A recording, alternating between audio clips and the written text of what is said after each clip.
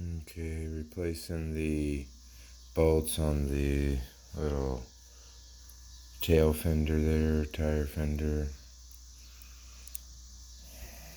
shock fender, whatever you want to call it. But here's your stock, and then look at how dope those look with the washer on it. So much better than the OEM. Looks a lot better than this one compared to that one. Fits perfect into the washer. Super dope.